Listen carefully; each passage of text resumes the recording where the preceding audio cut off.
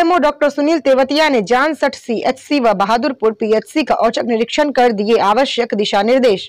मुख्य चिकित्सा अधिकारी डॉक्टर सुनील तेवतिया द्वारा आज जनपद के सामुदायिक स्वास्थ्य केंद्र जानसठ एवं प्राथमिक स्वास्थ्य केंद्र बहादुरपुर का औचक निरीक्षण किया गया। निरीक्षण के दौरान उन्होंने दोनों स्वास्थ्य केंद्रों की व्यवस्थाओं, चिकित्सकीय सेवाओं, दवाओं की उपलब्धता, साफ सफाई, रजिस्टरों के संधारण, टीकाकरण कार्यों और ओपीडी सेवाओं का विस्तृत अवलोकन किया।